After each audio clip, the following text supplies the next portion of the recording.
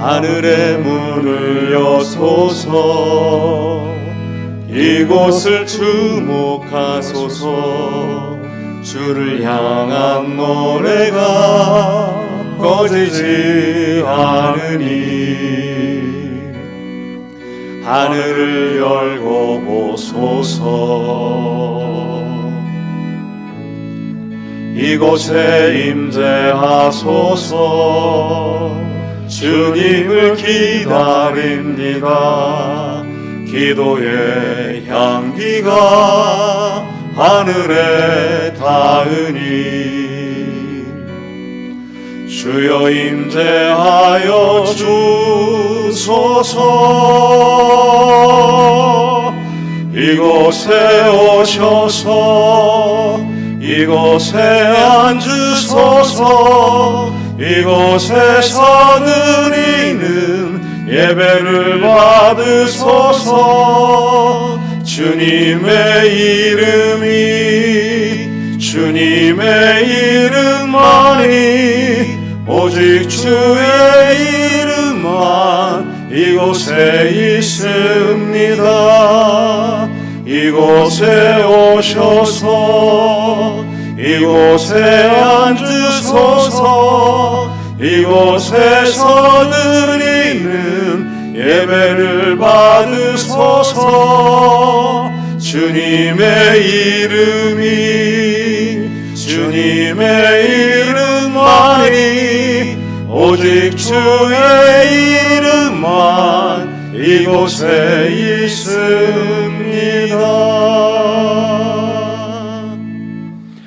온 땅이여 여호와께 즐거운 찬송을 부를지어다.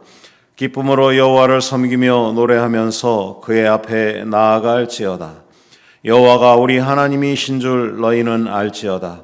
그는 우리를 지으시니요 우리는 그의 것이니 그의 백성이요 그의 기르시는 양이로다.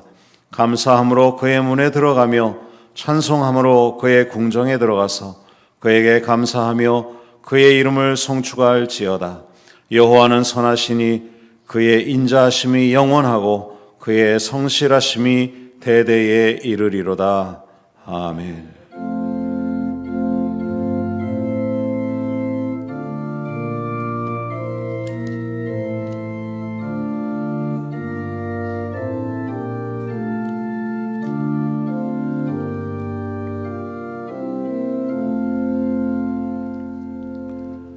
함께 찬송가 9장으로 하나님 앞에 영광 올려드리겠습니다.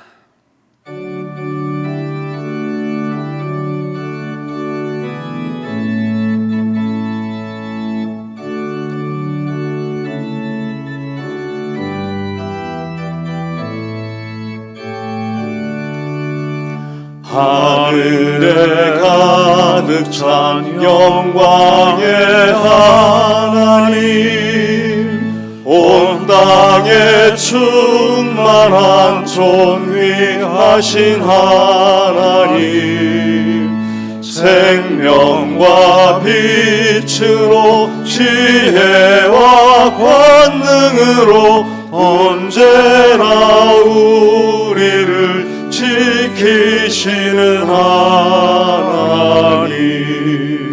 성부와 성자와 성령 삼위의 하나님, 우리 예배를 받아주시옵소서. 사랑이 넘치는 자비하신 하나님, 은혜가 풍성한 구원의 하나님, 참회의 심령에 평안을 주시옵고 죄악과 허물을 용서하여 주소서. 찬송과 영광과 생명 구원의 하나님,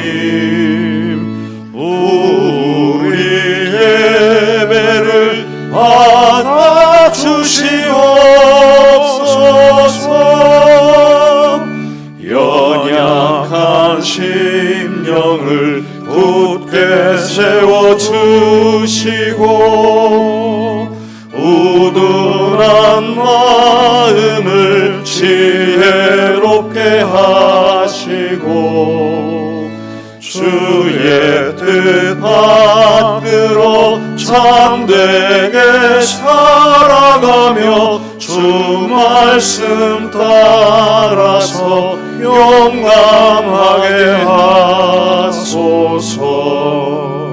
선능과 지혜와 사랑 은혜의 하나님, 우리 예배를 받아주시옵소서.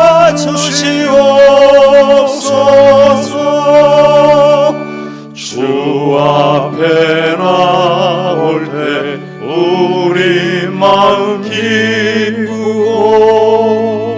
그 말씀 힘되어 새 희망이 솟는다. 고난도 슬픔도 이기게 하시옵고 영원에 잇대어 살아가게 하소서.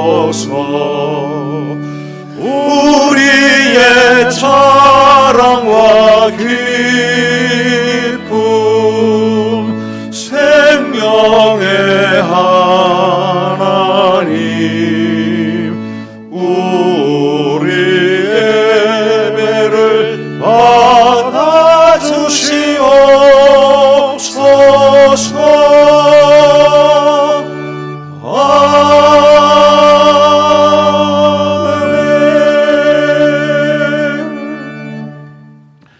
지난 한 주간의 삶을 돌아보시면서 하나님 앞에 감사의 기도 또 참회의 기도를 드리겠습니다. 조용한 음성으로 기도하시겠습니다.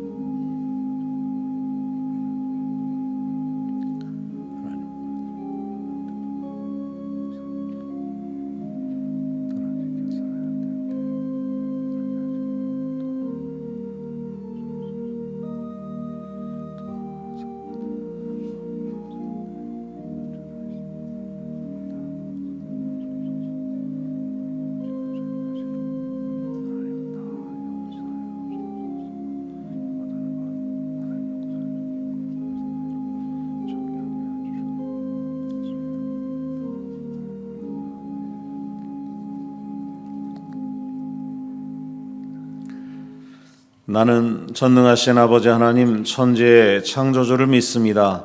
나는 그의 유일하신 아들 우리 주 예수 그리스도를 믿습니다.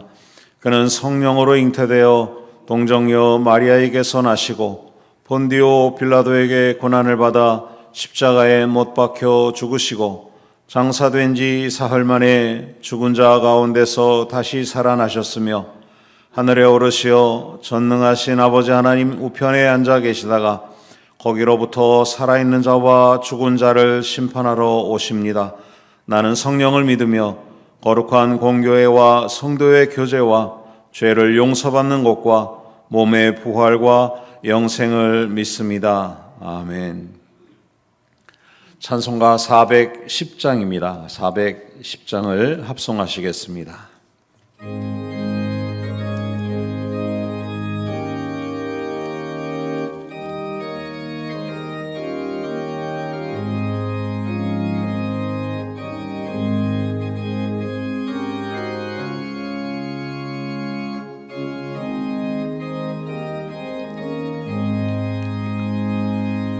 내 맘에 한 노래 있어 나 즐겁게 늘 부르네.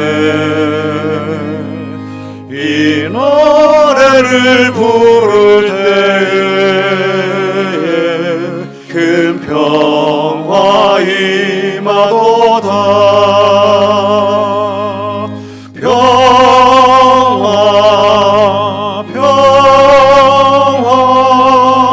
하나님 주신 선물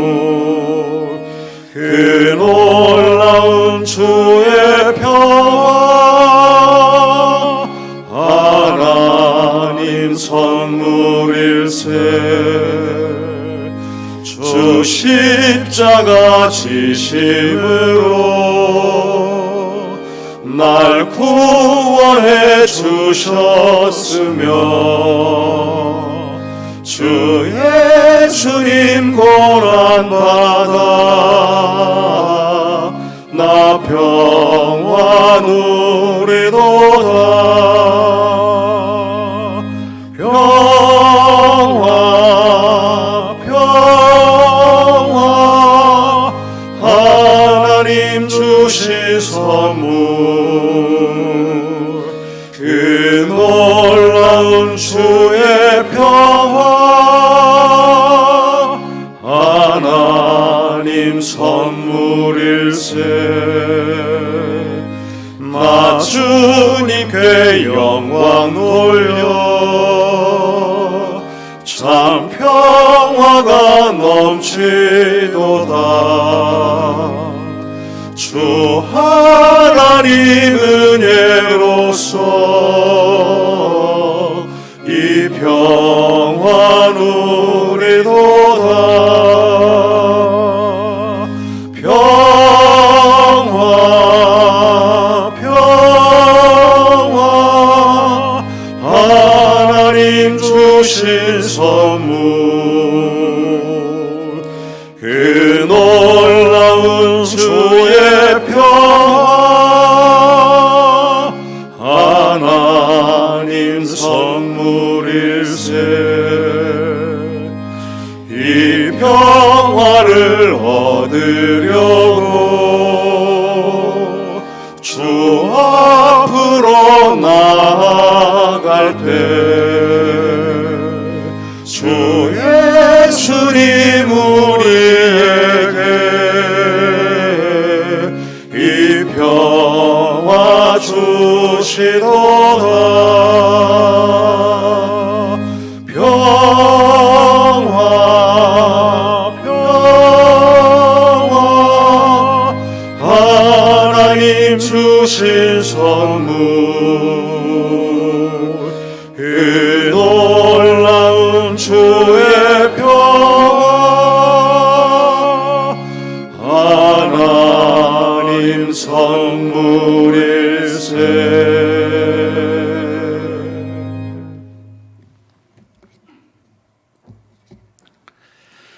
나는 생명의 떡이니 내게 오는 자는 결코 줄이지 아니할 터요 나를 믿는 자는 영원히 목마르지 아니하리라. 나는 세상의 빛이니 나를 따르는 자는 어둠에 다니지 아니하고 생명의 빛을 얻으리라. 어렵고 혼탁한 세상 가운데에서도 우리의 생명이 되시고 우리가 따라야 할 빛이 되시는 살아계신 주 여호와 하나님 아버지, 오늘도 저희들을 존귀하고도 영광스러운 이 자리로 이끌어 주시고 값으로 매길 수 없는 구원의 은혜 안에 거할 수 있도록 예배의 자리에 예배자로 서게 하시니 참으로 감사를 드립니다. 하오니 이 시간 영상을 통하여 하나님 앞에 예배 드릴 때에 신실함으로 나가게 하시고 우리의 마음과 정성을 모으고 드리는 영과 진리의 예배가 되게 하여 주시옵소서. 지난 한 주간의 삶을 돌아보면서 하나님 앞에 불의했던 일들을 고백하여 싸우니 그리스도 보혈의 피로 깨끗게 하여 주시옵시고 아직도 세상에 버려야 할 것들을 버리지 못하고 끊어야 할 것들을 끊지 못하며 여전히 썩어질 세상 것에 미련을 두고 살아온 저희들을 불쌍히 여겨 주셔서 다시는 반복되는 죄에서 더 머물지 아니하고 떠나도록 도와주시고 믿음 앞에 흔들리는 저희들이 되지 아니하도록 하나님 인도하여 주시옵소서. 장기화되고 있는 코로나19 대유행병이 여전히 우리의 삶을 힘들고 어렵게 하고 있습니다. 전염병 확산을 막기 위한 방역 지침을 따르다 보면 경제적인 부분도 많이 어렵고 특별히 하나님을 따르는 우리의 신앙생활이 많이 위축되고 소홀해질 수 있음을 염려하게 됩니다. 하나님, 시간이 흐르고 나면 이 사태가 하나님의 뜻대로 이루어짐을 볼 수 있을 줄 믿습니다. 하오나 이 시간 원하고 기도드리옵기는 속히 이 코로나19 대유행병이 속히 멈추어지기를 원합니다. 간절한 기도가 우리 안에 끊이지 아니하도록 도우시고 속히 우리의 공동체들이 다시금 회복되고 다시금 섬기고 교제하는 가운데 굳건한 믿음을 바탕으로 하나님의 일들을 감당해 나갈 수 있는 이 땅의 모든 하나님의 공동체들이 될 수 있도록 역사하여 주시옵소서. 우리 교회 안에 어린 영혼부터 연로하신 부모님들까지 또 모든 성도들 코로나19 감염으로부터 하나님 지켜주시고 성도 간에 대면은 없지만 성도는 그리스도를 머리로 하는 한 지체이기에 한 사람의 영광은 교회 모두의 영광이 되고 한 사람의 고통이 교회 모두의 고통이 됨을 기억할 때에 우리가 서로를 늘 안부하고 연락하며 기도하며 끊이지 않는 영적 교제를 이어나가는 동천의 모든 귀한 성도들이 되도록 인도하여 주시옵소서. 우리 동천교회를 사랑하시는 하나님, 이제 우리 교회가 후임 목사님을 모시는 과정에 있습니다. 이 청빙하는 모든 과정에 주님께서 친히 손대어 운영하여 주시고 주장하여 주셔서 사람들의 생각들이 조금도 개입되지 않게 하시고 오직 하나님의 공의만이 드러날 수 있는 청빙의 과정이 되게 하여 주시옵소서. 하나님을 경외하는 겸손한 종, 온유한 종, 그리스도 십자가의 희생을 따르겠다고 헌신하고 다짐하는 귀한 종을 저희들에게 허락하여 주시옵소서.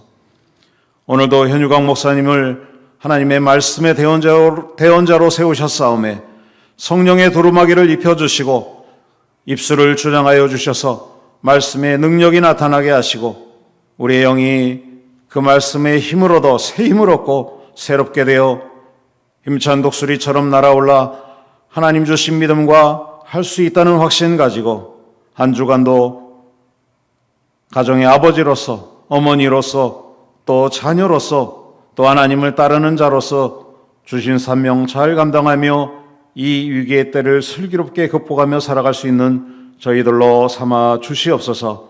예배의 모든 순서를 따라 주님 홀로 영광 받아 주시기를 원하오며 부족한 죄인이 예수님의 이름으로 기도드리옵나이다. 아멘.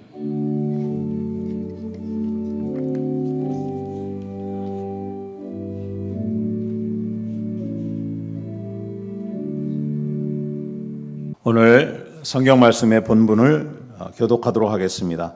사무엘하 2장 1절입니다. 사무엘하 2장 1절 구약 464면입니다.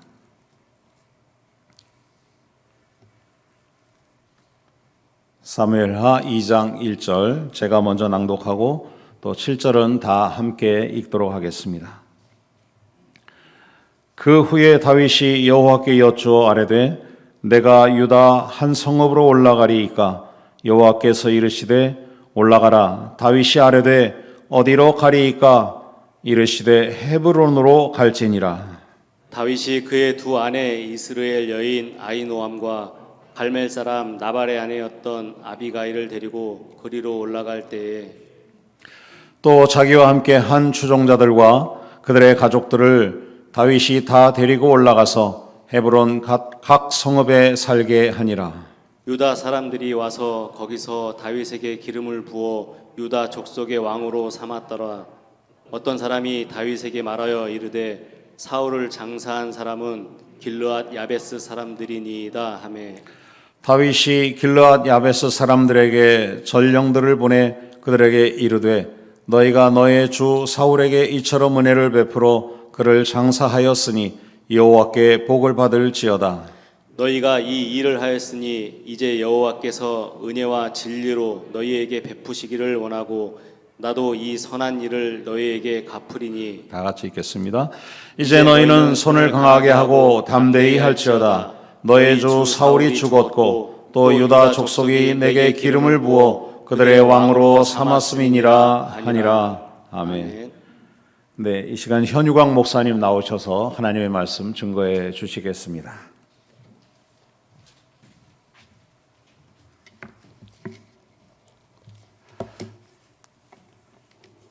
저와 여러분이 믿는 하나님은 전능하신 분이시고 지혜로우신 분이십니다.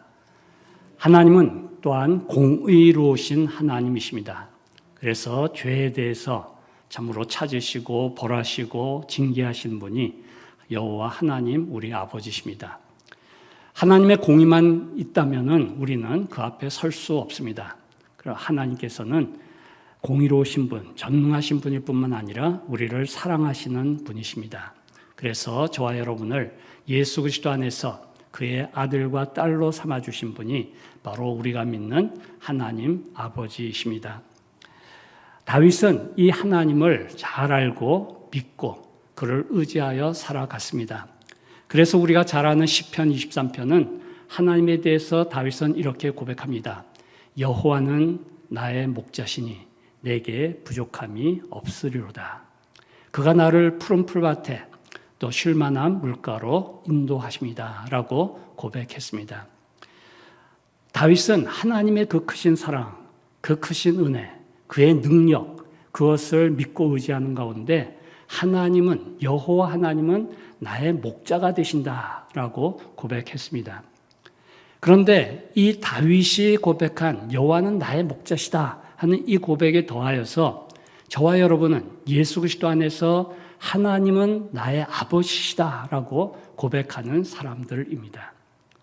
여호와는 나의 목자시니 하는 것과 하나님은 나의 아버지시다라는 이 고백, 그 차이가 얼마나 큽니까? 우리는 하나님을 아버지로 모시고 살아가는 복된 사람들입니다.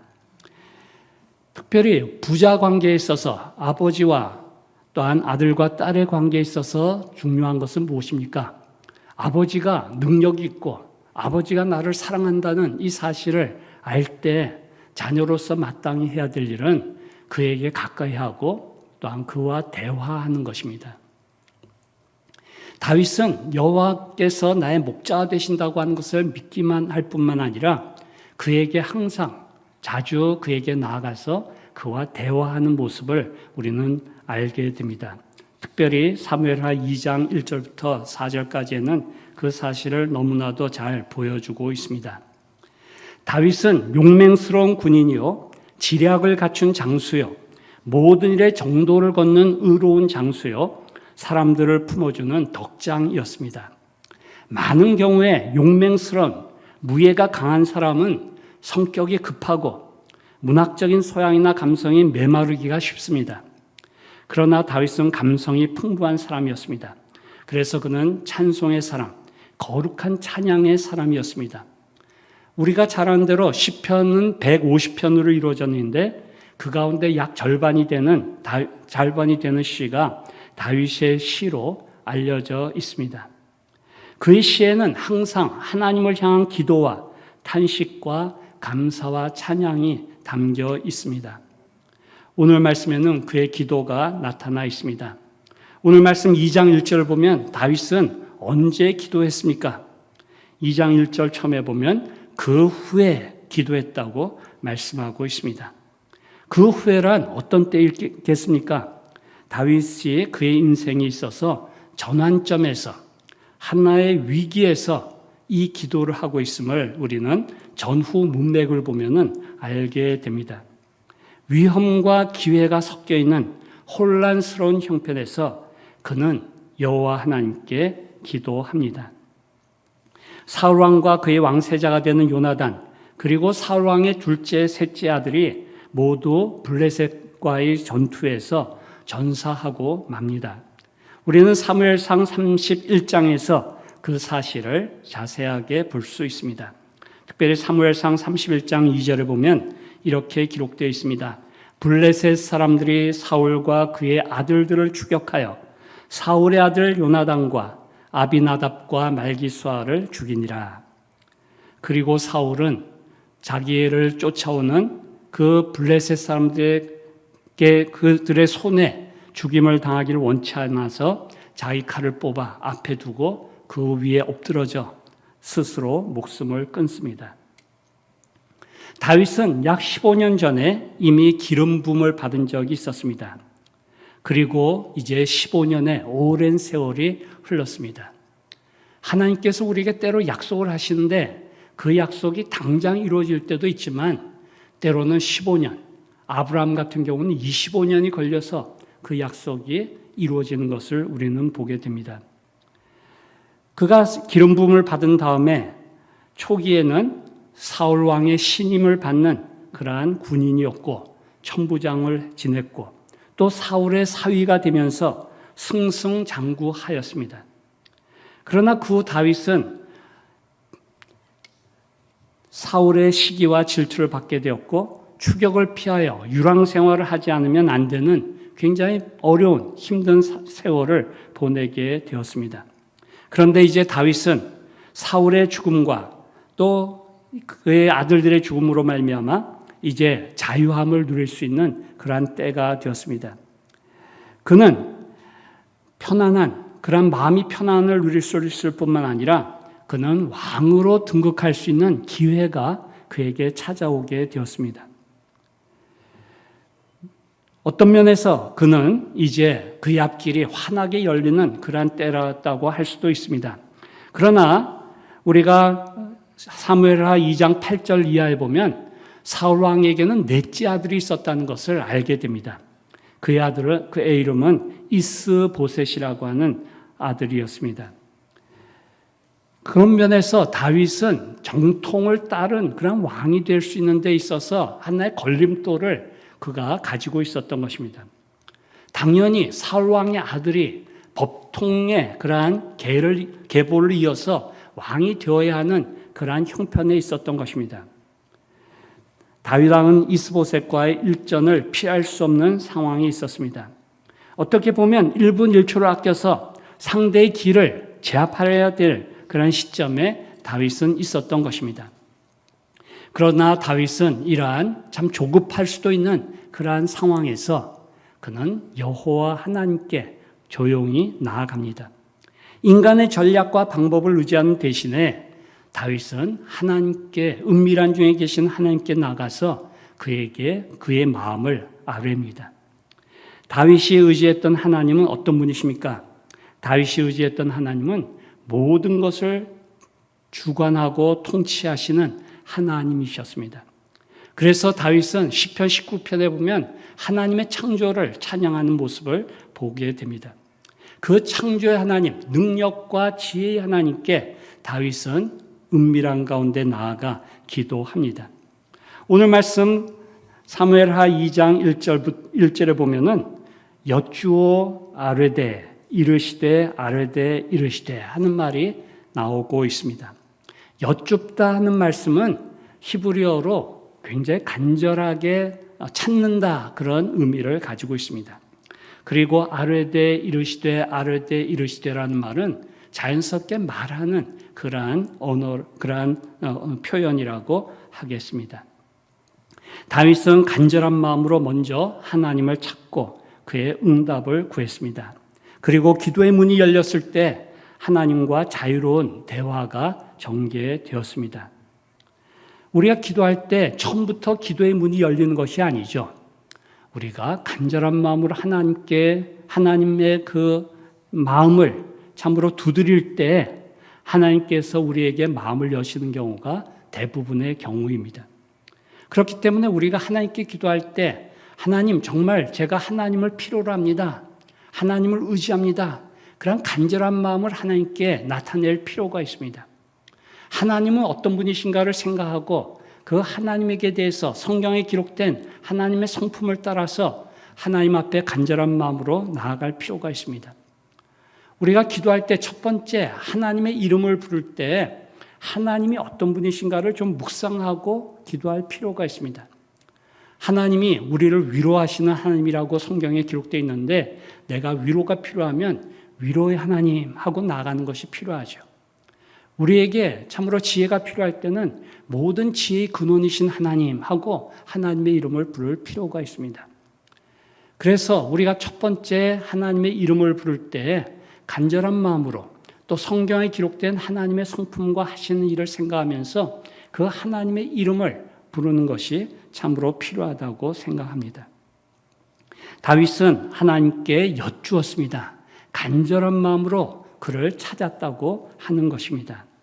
그리고 나서 하나님과 마음이 통하게 되었을 때 아뢰되 하나님께 자기의 마음의 소원을 아뢰었습니다. 하나님은 창조주시요 이 세상 모든 만물을 주관하시는 그러한 주관자시요 또한 모든 것을 하나님의 뜻대로 다스려 가시는 섭리주의이십니다. 그는 우주 만물의 통치자이십니다. 그는 우리가 그를 의지하기를 기대하시며 우리가 그에게 나오기를 기다리십니다. 특별히 하나님은 우리 아버지로서 우리가 그의 앞에 나와서 우리의 마음을 토해내기를 간절히 기다리고 계시는 분이십니다. 다윗이 선한 목자로서의 하나님을 기억하고 나아갔듯이 우리는 하나님을 우리의 아버지로 모신 자로서 그의 은혜와 복을 누릴 자격이 충분히 있습니다. 우리 자신만을 생각하면 우리는 하나님께 나가기가 너무 거북스럽죠. 그러나 예수 그리스도께서 우리를 위하여 십자가에 못 박혀 죽어주심으로 우리의 죄값을 다 대신하여 대속해 주심으로 말미암아 우리는 그에게 자유롭게 나아갈 수 있는 자격을 갖게 되었습니다. 그래서 히브리서 4장 16절 말씀은 이렇게 말씀합니다. 그러므로 우리는 긍휼하심을 받고 때를 따라 돕는 은혜를 얻기 위하여 은혜의 보좌 앞에 담대하게 나아갈 것이니라 말씀합니다. 우리는 하나님의 긍휼을 받을 자격이 도무지 없죠. 그러나 예수 그리스도께서 십자가에 못 박혀 죽으셔서 우리의 죄값을 다 대신 치루어 주셨기 때문에 우리는 그의 은혜의 보좌 앞에 담대히 나아갈 수 있습니다. 우리는 기도할 때 참으로 내가 여러 가지 하나님 앞에 부족하고 잘못한 것이 있다고 할 때 하나님께 나아가기를 꺼려할 때가 종종 있습니다. 그러나 우리가 히브리서 4장 16절 말씀을 기억하면서 우리는 좀 뻔뻔스러울 필요가 있습니다. 나는 참으로 부족하고 하나님 앞에 충성되지 못하고 여러 가지 잘못한 것이 많이 있지만 그러나 주님께서 예수 그리스도께서 우리를 위해 십자가에 못 박혀 죽으셨기 때문에 우리는 그 은혜를 의지해서 좀 뻔뻔스럽게 하나님의 은혜 보좌 앞에 나아가야 됩니다. 그것이 은혜죠. 우리가 하나님 앞에 나갈 자격이 없다고 생각되지만 그럼에도 불구하고 우리는 은혜라고 하는 것은 받을 자격이 없는 자에게 베푸는 선물이기 때문에 우리는 그 말씀을 의지해서 뻔뻔스럽게 하나님 앞에 나아가서 나의 마음에 있는 문제를 아뢰고 또 회개하면서 그의 은혜를 구하는 저와 여러분이 되어야 합니다.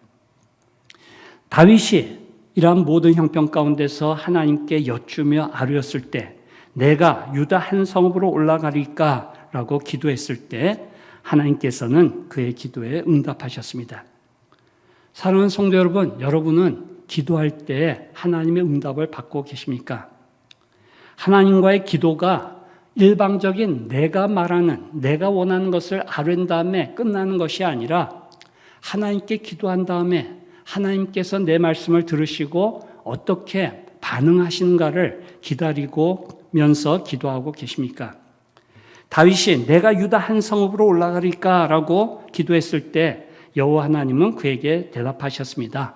올라가라, 올라가라 말씀하셨습니다. 우리도 기도할 때 하나님의 응답을 기대하고 하나님께서 나에게 뭐라고 말씀하시는가를 기다리고 또 그 가운데서 하나님의 말씀을 듣는, 음성을 듣는 저와 여러분이 되어야 하겠습니다. 우리는 때로 마음이 답답할 때 하나님께 부르짖으면서 기도해야 됩니다. 그런데 부르짖기만 하고 그 부르짖은 다음에 하나님의 응답을 듣지 못하고 그 자리를 떠난다면 그것은 내 속에 있는 불편한 것을 하나님께 아뢰기 때문에 시원함을 느낄 수는 있겠지만 하나님의 그 크신 은혜를 누리지 못할 수가 있는 것입니다. 그렇기 때문에 우리의 기도에 있어서 가장 중요한 태도가 무엇인가 하면은 우리가 1시간씩, 2시간 이상씩 내가 하나님께 나의 마음을 아뢰었다고 하는 것이 중요하지만 그것보다 더 중요한 것은 무엇이냐면 내 기도에 대해서 하나님의 반응을, 하나님의 응답을 받았냐 안 받았느냐가 더 중요한 것입니다. 그렇기 때문에 우리는 기도하고 나서 하나님이 나에게 뭐라고 말씀하시는가를 들을 수 있어야 합니다. 그럴 때 우리는 하나님 아버지와의 대화가 이루어지게 되고 그 가운데서 참 기쁨과 감사와 찬송을 하나님께 드릴 수가 있습니다. 시편 62편 8절은 그래서 이렇게 말씀합니다. 백성들아 시시로 그를 의지하고 그의 앞에 마음을 토하라. 하나님은 우리의 피난처시로다 라고 말씀합니다. 우리의 마음에 있는 불편한 것들, 우리 마음에 있는 여러 가지 힘든 것들, 우리 마음에 있는 외로움, 우리 마음에 있는 괴로움, 우리 마음에 있는 답답함을 우리는 하나님 아버지 앞에 내어놓아야 합니다. 그의 앞에 우리 속에 있는 우리를 거북하게 하고 힘들게 하는 것을 다 쏟아내야 됩니다. 그리고 그 하나님께 아버지께서 뭐라고 나에게 대답하시는가를 기다리고 들어야 합니다. 하나님은 말씀과 성령으로 우리의 마음을 충만케 하십니다. 그런데 내 말만 하고 하나님의 응답에 관심이 없으면 우리는 그 가운데서 공허함을 느낄 수가 있게 됩니다. 그렇기 때문에 우리는 하나님께서 나에게 뭐라고 말씀하시는가, 성령께서 나의 마음에 뭐라고 말씀하시는가를 들을 수 있어야 됩니다. 우리는 하나님 아버지와 대화해야 됩니다. 기도는 영적 호흡이라고 우리는 보통 말합니다. 호흡이라고 하는 것은 호는 뱉어낼 숨을 말하고 흡은 들이킬 숨을 말합니다. 우리에게 있는 여러 가지 마음에 있는 것을, 답답함을 하나님께 아뢰을 뿐만 아니라 그가 우리에게 주시는 말씀과 성령을 우리의 마음에 채워야 합니다. 그럴 때 우리는 그 가운데서 참 행복을 누리며 하나님을 아버지로 모신 자의 기쁨을 누리며 살아갈 수가 있습니다. 우리는 때로 기도하는 것을 하나님을 어떤 대상으로 보냐면 자판기나 도깨비 방망이로 생각할 때가 있습니다.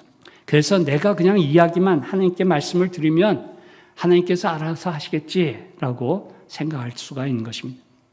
하나님께서 내 기도를 다 그냥 응답해 주시겠지 생각할 수가 있습니다. 그러나 우리가 기도하지만 하나님은 우리가 원하는 대로 모든 것을 이루어 주시는 분이 아닙니다. 그래서 다윗도 한때 이렇게 호소하고 있습니다. 메시아적 시편의 하나인 시편 22편 1절과 2절에서 다윗은 그의 마음의 답답함을 또 하나님 앞에 이렇게 아뢰고 있습니다. 내 하나님이여 내 하나님이여 어찌 나를 버리셨나이까? 어찌 나를 멀리하여 나를 돕지 아니하시오며 내 신음소리를 듣지 아니하시나이까? 내 하나님이여 내가 낮에도 부르짖고 밤에도 잠잠하지 아니하오나 응답하지 아니하시나이다. 우리가 하나님께 기도할 때 즉각적으로 하나님이 응답하지는 않으시는 것을 다윗의 이 삶을 통해서 알 수 있고 우리 자신의 경험을 통해서도 알 수 있습니다. 그러나 다윗은 시편 22편 24절에 보면 이렇게 또한 고백합니다. 그는 여호와 하나님은 곤고한 자의 공고를 멸시하거나 싫어하지 아니하시며 그의 얼굴을 그에게서 숨기지 아니하시고 그가 울부짖을 때 들으셨도다. 비록 시간이 좀 많이 흐른 뒤지만 다윗은 하나님께서 내 기도를 멸시하지 아니하시고 무시하지 아니하시고 결국 들어주셨다고 고백합니다.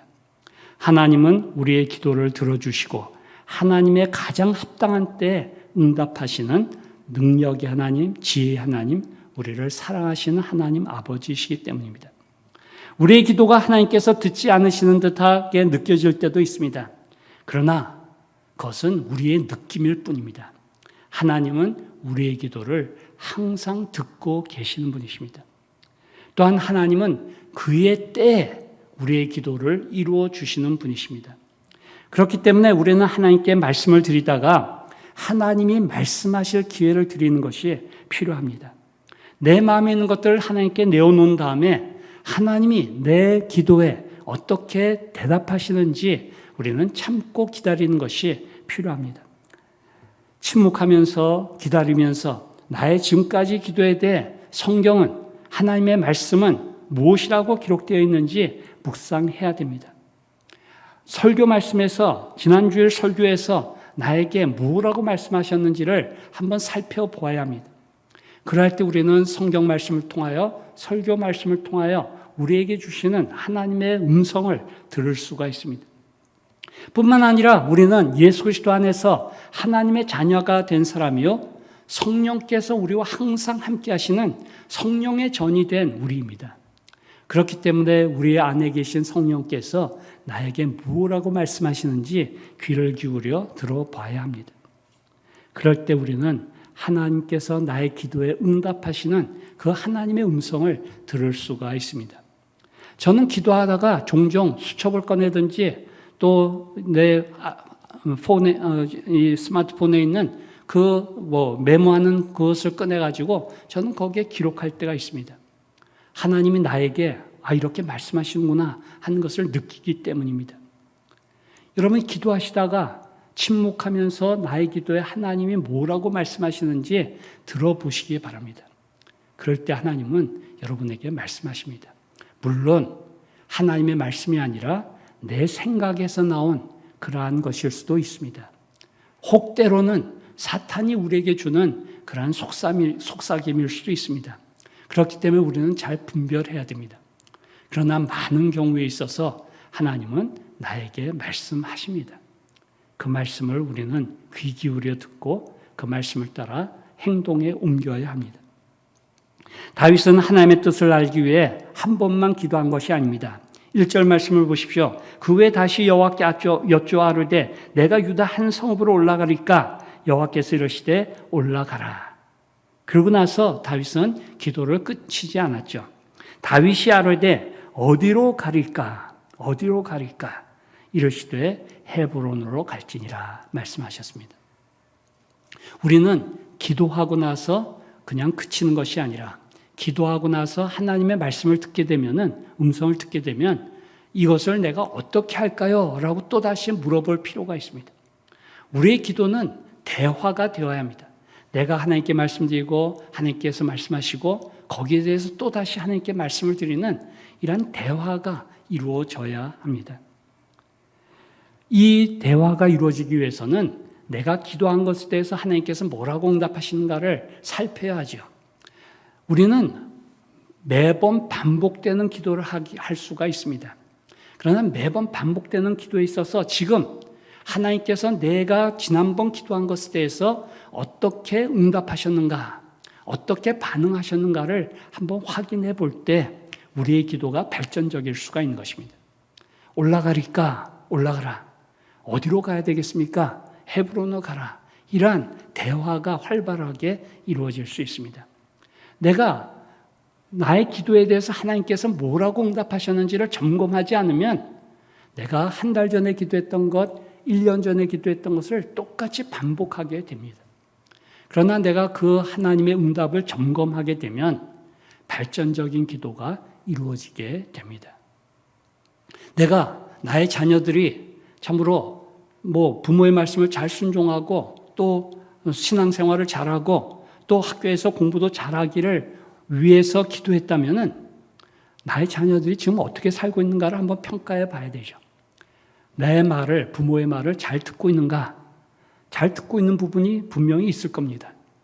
또 아직까지 잘 듣지 않는 그런 부분도 있을 것입니다.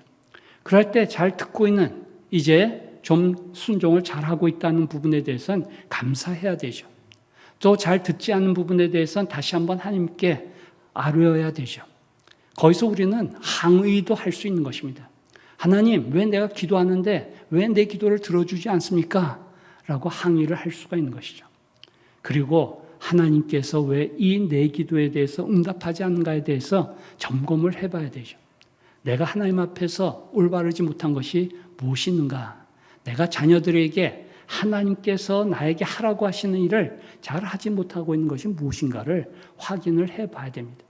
그리고 나서 우리의 기도가 발전적으로 하나님, 내가 자녀들을 참 주의 교훈과 훈계로 양육하라 그랬는데 그것을 잘 못하고 있었군요. 내가 자녀들을 위해서 더욱 기도하고 자녀들에게 하나님의 말씀을 가르치겠습니다. 그러한 하나님께 내가 해야 될 부분들을 아뢰 수가 있습니다. 그럴 때 우리는 참으로 하나님과의 대화가 이루어지는, 하나님과 더욱 친밀한 교제로 나아갈 수가 있고 하나님의 응답을 더 풍성히 누릴 수 있게 됩니다. 대화에는 3단계가 있다고 사람들은 말합니다. 첫째 단계는 어떤 단계이냐면 정보를 교환하는 그러한 단계입니다. 오늘 평안하십니까? 안녕하십니까? 그렇게 물어볼 수 있죠. 그러면 상대방은 뭐라 그럽니까? 네. 그러고 대화가 끝나게 됩니다. 오늘 점심 드셨습니까? 예, 먹었습니다. 하고서 대화가 끝날 수 있습니다. 두 번째 단계는 우리의 감정과 느낌을 나누고 그 감정을 나누는 그러한 단계입니다. 대부분의 우리의 생활은 1단계 대화에 그칠 때가 많이 있습니다. 하나님과의 대화도 마찬가지죠. 그냥 내가 원하는 것, 내가 참 소원하는 것을 하나님께 아뢰는 정보 제공의 단계에서 그칠 수가 있습니다. 그런데 그 단계를 넘어서 나의 느낌과 감정을 나누는 그러한 단계로 나아가야 됩니다. 하나님과의 관계나 우리 이웃과의 관계, 가족이나 다른 사람과의 관계에서도 마찬가지입니다. 우리의 관계가 더욱 충만해지려면, 풍성해지려면 정보만을 교환하는 단계를 넘어서 감정을, 느낌을 나누는 단계로 넘어가야 됩니다. 당신이 이러니까 내 마음이 섭섭하다. 당신이 이러니까 내 마음이 참 기쁘다.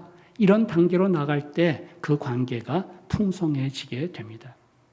여러분 자신을 한번 돌아보십시오. 여러분의 아내나 여러분의 남편이나 여러분의 자녀들과의 관계에서 여러분의 이 대화의 수준이 어떤 단계에 머물러 있는 것 같습니까? 여러분의 단계가 단지 정보만을 교환하는 오늘 공부 잘했니? 공부 열심히 했니? 그 정도의 단계가 아니라 내가 이렇게 하니까 참 기쁘다. 내가 이렇게 하니까 내 마음이 좀 섭섭하다. 이런 감정을 나누는 단계가 될 때 또 상대방의 감정에 또한 그 귀 기울이려고 할 때 우리의 대화는 우리의 관계는 점점 더 발전하게 됩니다. 세 번째 단계는 자신의 계획이나 꿈을 나누는 그러한 단계입니다. 나는 이것을 하고 싶다. 나는 저것을 하고 싶다. 그런 자신의 계획을 나누게 될 때 또 내가 정말 이렇게 살고 싶다 하는 그러한 단계에 이르게 될 때 그 관계는 더 풍성해지게 됩니다. 그렇기 때문에 우리가 상대방에 대해서 나는 저 사람과 가까이 하고 싶은데 참 가까워지지가 않는다. 이런 형편에 있다면은 나의 감정을 내놓는 또 상대방의 감정에 대해서 귀를 기울이려고 하는 그러한 자세를 가져야 됩니다. 그럴 때 우리의 관계가 점점 더 풍성해지고 성숙해지게 되는 것입니다. 다윗과 하나님과의 대화는 3단계에 이르고 있음을 우리는 보게 됩니다. 내가 유다 한 성으로 가야 되겠습니까? 올라가라 그러시니까 어디로 가야 되겠습니까? 하고 하나님의 뜻을 자꾸만 물어보게 되는 것입니다. 그런 가운데서 우리는 하나님과 다윗이 정말 친밀한 관계를 이루고 있었다는 것을 알게 됩니다. 여러분, 하나님의 생각을 알고 싶으면 우리는 하나님께 질문하는 것이 좋은 방법입니다. 다윗이 그러하듯이 올라가야 되겠습니까? 올라가라 그러시니까 그럼 어디로 가야 되겠습니까? 물어봤을 때 헤브론을 가라 하고 하나님께서 말씀해 주신 것을 듣게 되었습니다. 우리도 하나님과 대화를 하고 싶으면은 하나님께 자꾸 질문하는 것이 필요합니다. 내가 어떻게 하면 좋겠습니까? 내가 저 아이들을, 자녀들을 어떻게 돌보면 좋겠습니까? 내가 교회에서 어떤 역할을 하면 좋겠습니까? 내 마음이 참 누구 때문에 분노가 있습니다. 내 마음이 참 아픕니다.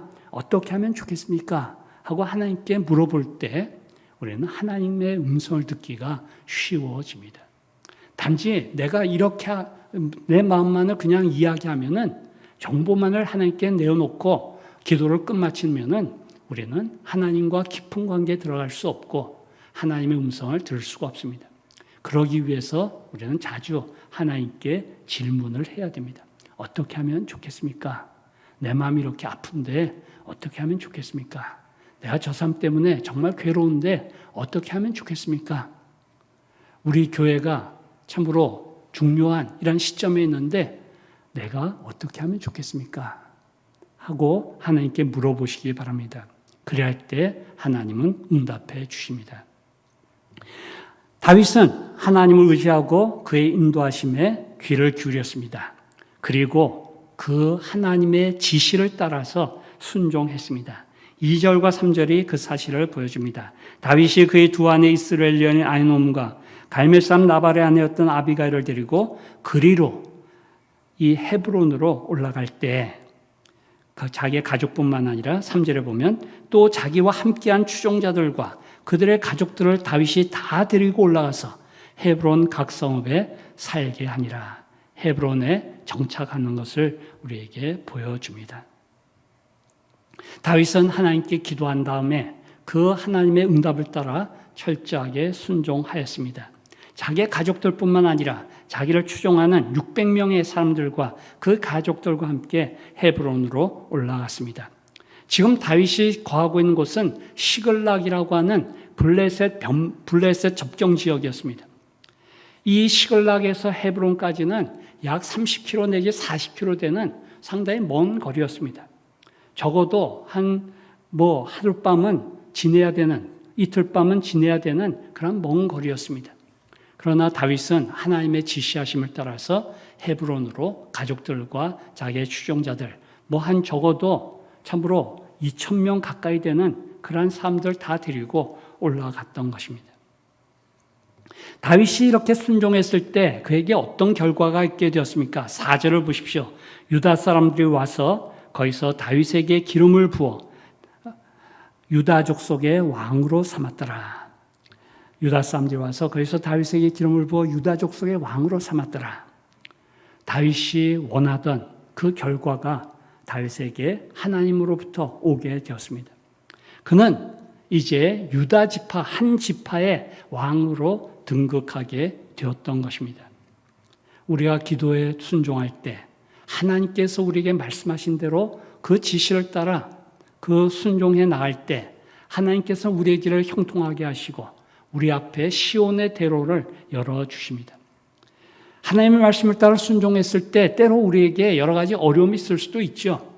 그러나 하나님의 말씀에 순종할 때 결국에는 하나님께서 우리에게 형통함을 주시고 위로를 주시고 소망을 주시고 우리에게 참 우리의 소원을 이루어 주시는 하나님을 만날 수가 있습니다. 다윗은 이렇게 기도 후에 자신이 해야 할 일을 했습니다. 그리고 나서 4절 하반절에 보면 어떤 사람이 다윗에게 와서 이렇게 보고합니다. 사울을 장사한 사람은 길랏 야베스 사람들입니다. 라고 보고를 합니다. 이 사람은 아마도 다윗이 사울 왕에 대해서 또 요나단에 대해서 매우 슬퍼하니까 다윗의 마음을 위로하기 위해서 이런 보고를 한 것 같습니다. 사울을 장사한 사람은 길랏 야베스 사람들입니다. 라고 말합니다. 이 사실은 사무엘상 31장에 자세하게 기록되어 있습니다. 이 사울 왕과 그 세 아들이 길보아 산이라고 하는 전쟁터에서 이제 블레셋 군대에 의해서 죽임을 당하죠.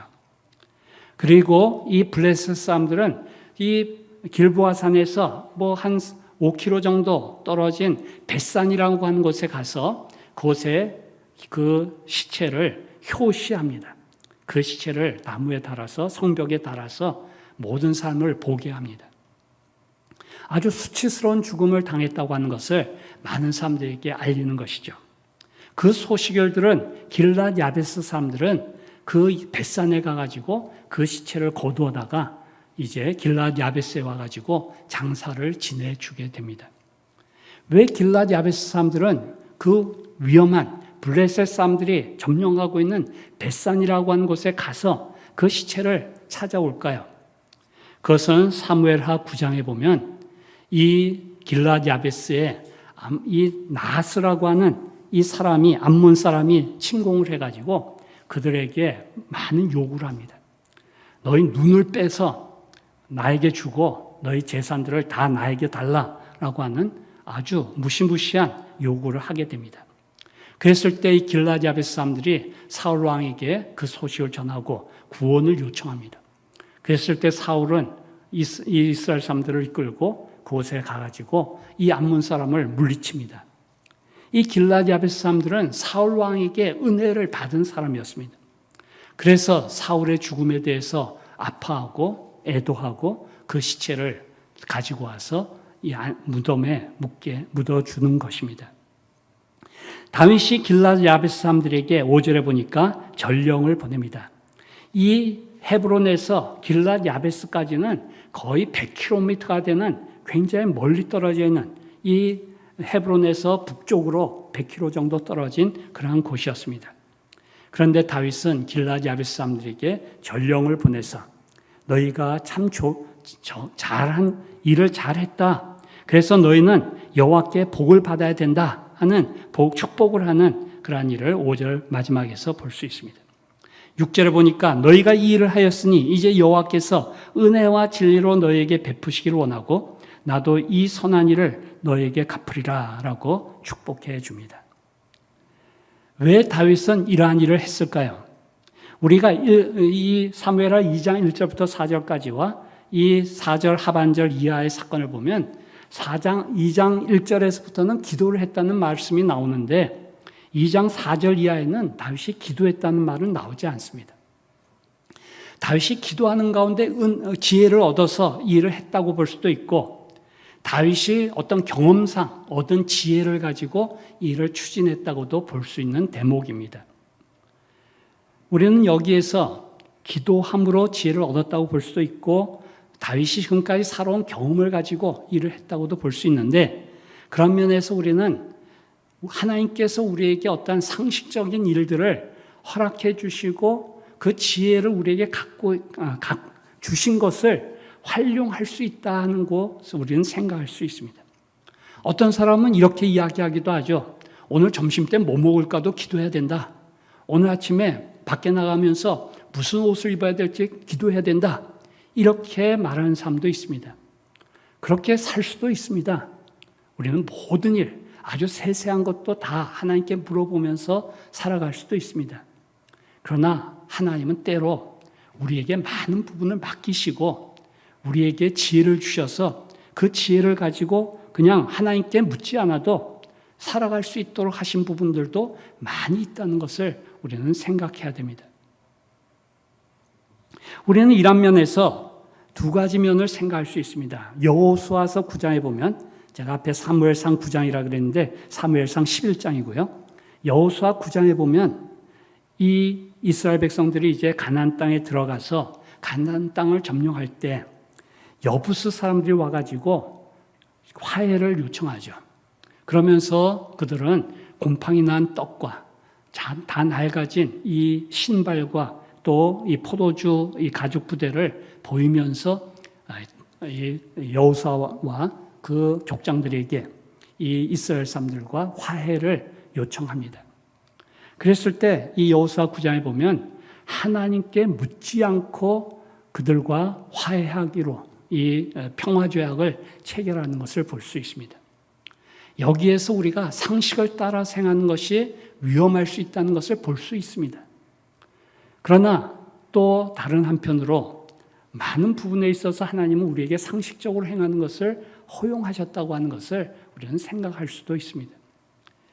그래서 특별히 중요한 결정을 할 때는 상식적인 판단에 앞서서 기도하는 것이 필요하다는 것을 우리는 결론을 내릴 수 있죠. 그러나 또한 많은 부분에 있어서 선한 일, 하나님을 기쁘시게 할 수 있다고 생각되는 일에 있어서는 하나님께서 우리에게 이미 주신 지혜를 따라서 행할 수도 있다는 것을 우리는 알 수 있습니다. 다윗은 왜 이런 일을 했을까요?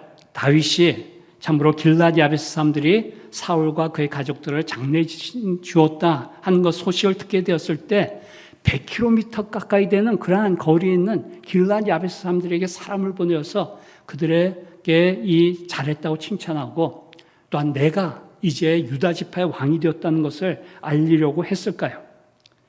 그것은 아마도 굉장한 포석이었다고 생각할 수 있습니다. 다윗이 이제 유다 지파의 왕이 될 뿐만 아니라 모든 통일 왕국 이스라엘의 왕이 될 사람으로서 그가 기회가 있는 대로 이 모든 지파의 사람들과 좋은 관계를 맺고자 했기 때문이라고 할 수 있는 것이죠. 우리는 기도하고 끝났다고 생각할 수도 있습니다. 하나님은 우리가 기도한 다음에 너는 침묵하면서 조용히 기다리면서 내가 어떤 일을 할 것인가를 지켜보라고 말씀하실 때도 있지만, 하나님은 우리가 기도한 다음에 너 이것을 해라, 저것을 해라, 또 네가 참 생각하고 계획한 일을 추진하라고 말씀하실 때도 있기 때문입니다. 그래서 다윗은 기도함으로 헤브론에 갔을 뿐만 아니라 자기의 상황 판단 가운데서 이 길앗 야베스 사람들과 좋은 관계를 맺어야 되겠다.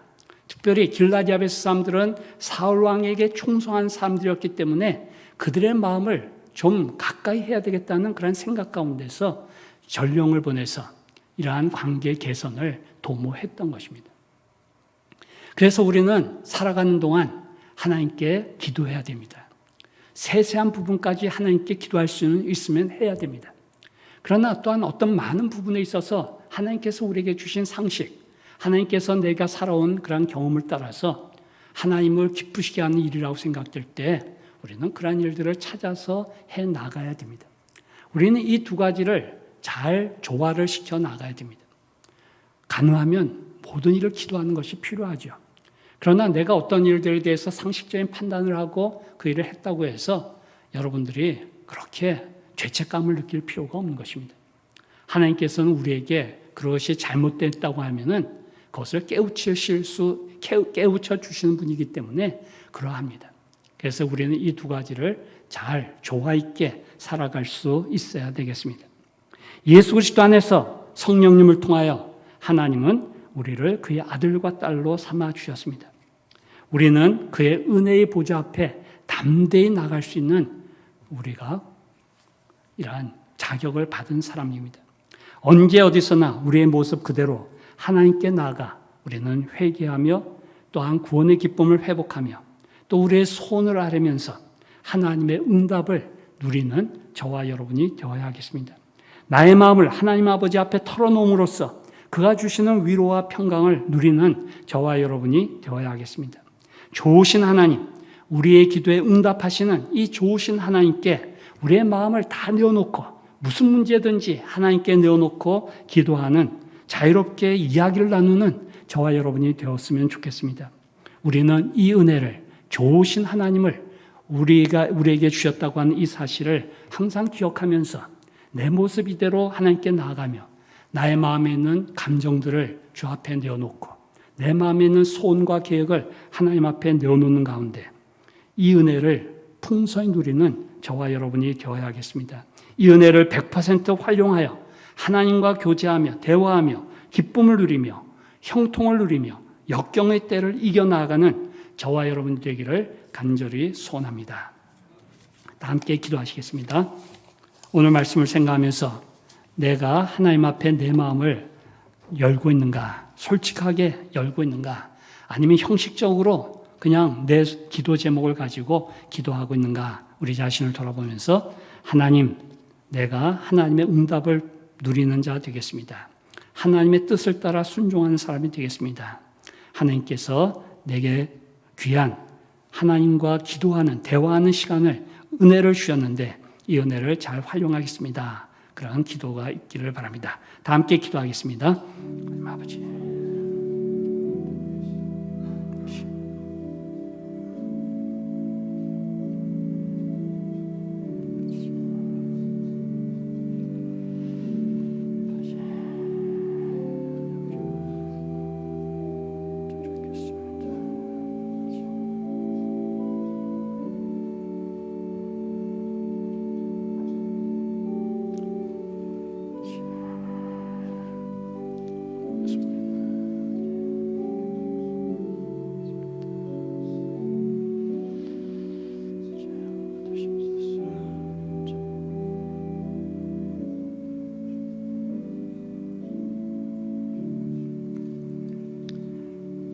천지만물을 창조하신 능력의 하나님, 지혜의 하나님을 찬양합니다.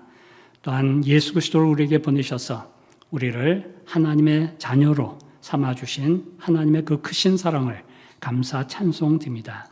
우리에게 은혜의 보좌 앞에 담대히 나갈 수 있는 길을 열어주신 우리를 도우시는 하나님, 좋으신 하나님께 감사와 찬송과 영광을 돌려드립니다. 아버지 하나님, 우리가 이 귀한 특권을 우리에게 주셨는데도 불구하고 이 특권을 잘 사용하지 못했던 것을 주님 앞에 고백합니다.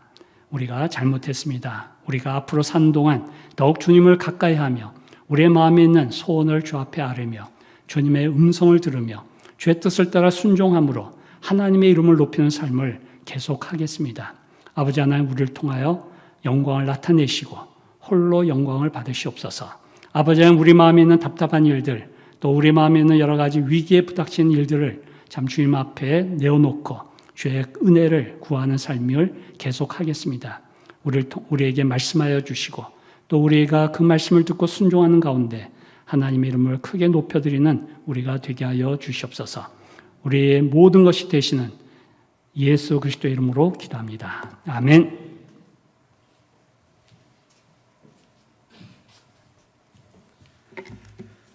찬송가 539장입니다. 539장입니다.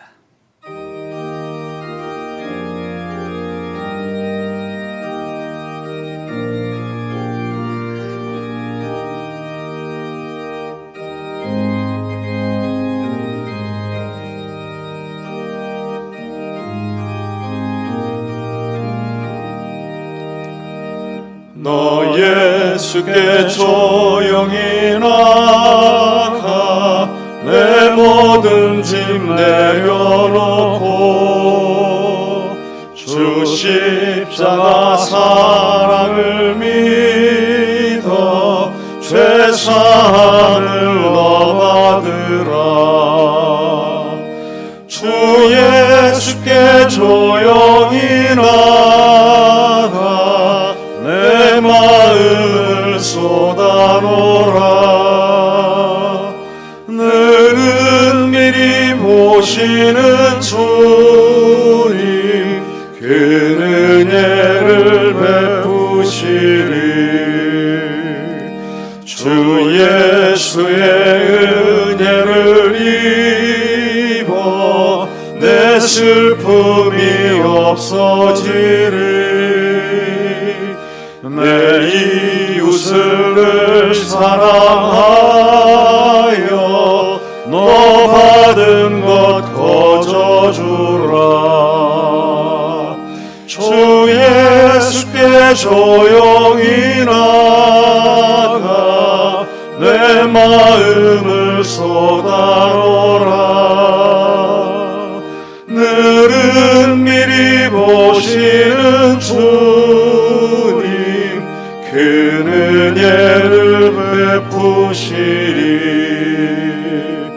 주 예수를 친구로 삼아 늘 내 옆에 모시어라. 그 영원한 생명 샘물에 내 마른 목 숙이어라. 주 예수께 조용히 나가 내 마음을 쏟아놓으라. 너는 미리 보시는 주님 그 은혜를 베푸시리. 너 주님과 사귀어 살면 새 생명이 넘치리라. 주 예수를 찾는 이 앞에 참 밝음이 비추어라. 주 예수께 조용히 나가 내 마음을 쏟아놓으라. 너는 미리 보시는 주님 그 은혜를 베푸시리. 목사님 다시 나오셔서 축복 기도해 주시겠습니다. 우리 주 예수 그리스도의 은혜와 우리 아버지 하나님의 사랑과 성령님의 교통하심이 너희 무리에게 항상 함께 있을지어다. 아멘.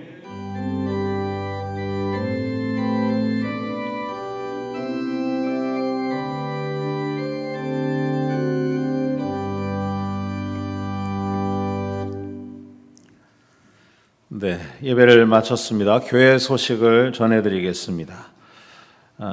영상 예배는 1부와 2부로 두 번 나누어서 7시 30분에 실시간 영상 예배를 드릴 수 있고요. 또 오전 11시에 유튜브로 접속하셔서 또 2부 예배를 드릴 수 있습니다. 교회 학교도 영아부, 유치부, 초등 1부, 초등 2부, 중고등부는 오전 11시에, 청년부는 오후 1시에 영상으로 실시간 드립니다. 수요 예배는 오후 7시 30분 영상을 통해서 실시간으로 드리며 새벽 기도회, 금요 기도회는 중지합니다. 전교인 합심 기도회 시간에 적극 동참해 주시기를 바랍니다. 매일 밤 10시를 전후로 10분 이상 기도를 해 주시기 바랍니다. 기도 제목은 코로나19로 인해 중지된 현장 예배의 조속한 회복을 위하여 기도해 주시고요. 두 번째로 코로나19로 인한 교회와 성도님들의 어려움을 극복해 달라고 기도해 주시고요. 세 번째로는 신임 담임 목사님 청병을 위해 다 함께 간절히 기도해 주시기 바랍니다. 화요일, 목요일, 금요일에 오후 9시에는 합심 기도회를 돕기 위한 영상이 유튜브를 통해서 제공이 되고 있으니 활용하시기 바랍니다. 온라인 계좌가 있습니다. 헌금을 온라인으로 보내주시면 고맙겠습니다. 또 현장 예배 재개는 또 정부 지침을 따라서 추후에 안내해 드릴 예정입니다. 교우 동정에 아프신 분들 많이 있습니다. 위하여 시간 날 때 기도해 주시기 바랍니다. 표회송을 드리면서 모든 순서를 마치도록 하겠습니다.